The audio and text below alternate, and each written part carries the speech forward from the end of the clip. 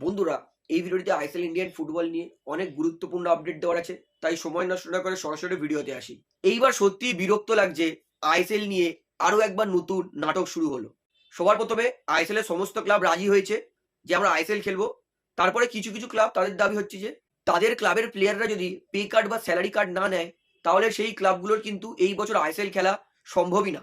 তো বলে রাখি, একটা জিনিস আমাকে সবাই অবাক করে দিল, যে যখন আইএসএল হচ্ছিল না, বিশেষ করে বেঙ্গালুরু এফসি আর মুম্বাই সিটি এফসির প্লেয়াররা ভিডিও করে করে বলতো যে আমাদের রাগ এইবার ফ্রাস্ট্রেশনে পরিণত হয়েছে, ভারতীয় ফুটবলটাকে নিয়ে নয়ছয় করা বন্ধ করুন, ভারতীয় ফুটবলটাকে চালু করুন। কিন্তু আপনারা অবাক হয়ে যাবেন, প্রথমত এই ধরনের ভিডিও যখন মোহনবাগান ইস্ট বেঙ্গলের প্লেয়াররা ছিল না, অনেকে বলেছে যে ওয়ার ইজ মোহনবাগানের ইস্ট বেঙ্গল প্লেয়ার। তো এবার আমি তাদেরকে বলতে চাই, মোহনবাগান এবং ইস্ট বেঙ্গল যে কোনো পরিস্থিতিতে আইএসএল খেলবে, কিন্তু যেই ক্লাবের প্লেয়াররা, বিশেষ করে বিএফসি আর মুম্বাই সিটি এফসির প্লেয়াররা যারা বলছিল যে ফুটবল চালু করো, ফুটবল চালু করো, এইবার তো ফুটবল চালুর পুরোপুরি রোডম্যাপ দিয়ে দিয়েছে। এইবার যখন তাদের একটু পে কার্ড, স্যালারি কার্ড নেওয়ার কথা এসেছে, মুম্বাই সিটি এফসির লাললেংজোলা ছাংটে তাদের ক্যাপ্টেন সহ সমস্ত প্লেয়ার জানিয়ে দিয়েছে যে মুম্বাই সিটি এফসির প্লেয়াররা কোনো মতে কম টাকায় বা স্যালারি কাট করে আইএসএল খেলবে না। আইএসএল খেলতে হলে মুম্বাইয়ের প্লেয়ারদেরকে পুরো স্যালারি দিতে হবে।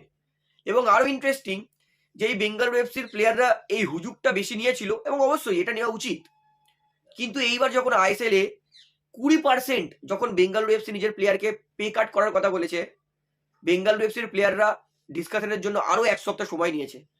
অর্থাৎ ভাবুন, যারা এতদিন ধরে আইএসএল খেলবো, আইএসএল খেলবো, আমাদেরকে দয়া করে আইএসএল খেলান, ফুটবল খেলান, চালু করুন, যারা বলছিল, দিন শেষে তারাই একটু পে কাটে আইএসএল খেলতে তারা রাজি নয়।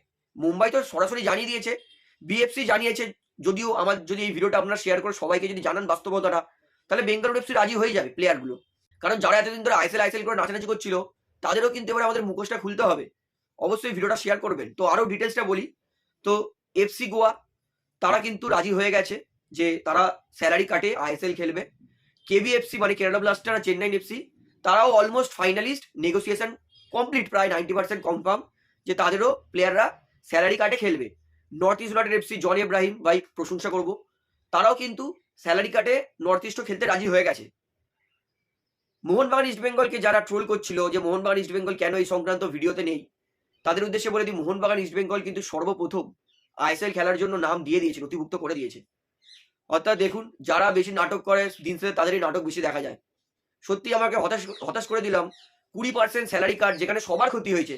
অনেস্টলি বলছি, আমারও অনেক ক্ষতি হয়েছে, আপনারও অনেক ক্ষতি হয়েছে, আমাদের এন্টারটেনমেন্টের ক্ষতি হয়েছে, সারাদিন কাজবাজ করার পর একটু 1.5 ঘন্টা ফুটবল দেখে আনন্দ পেতাম, সেটার ক্ষতি হয়েছে।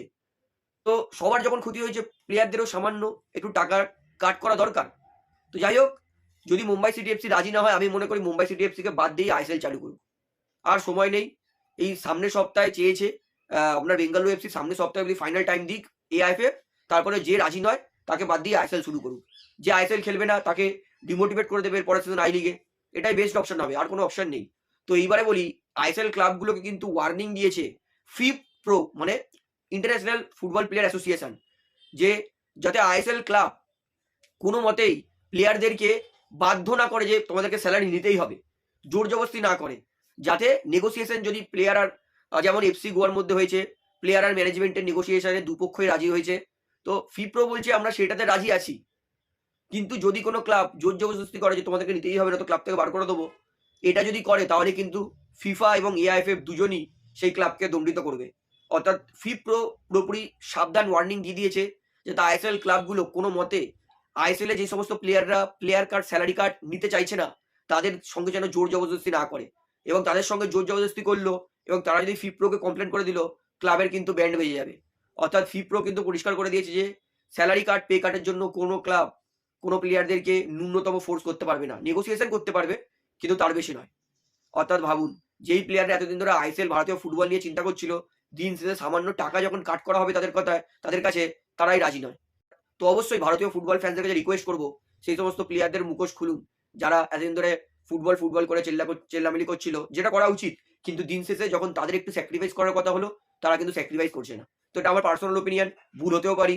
আপনারা আমাকে অবশ্যই জানান যে আমার সঙ্গে আপনারা অ্যাগ্রি করছেন না ডিসঅ্যাগ্রি করছেন, সেটা অবশ্যই কমেন্টে জানাবেন আমাকে। তো ভিডিওটা আমরা শেষ করছি, আশা করি ভালো লাগলো। তো ভিডিওটা ভালো লাগলে অবশ্যই লাইক করুন, কমেন্ট করুন, শেয়ার করুন এবং চ্যানেল ধরে সবাইকে অনুরোধ করে রাখবো, যেহেতু এখানে আমরা খেলার সমস্ত রকম আপডেট পেয়ে যাবেন, তারা অবশ্যই পাবলিক ভিউ কলকাতা চ্যানেলটিকে সাবস্ক্রাইব করে বেল আইকন প্রেস করে অল করে রাখবেন। ধন্যবাদ।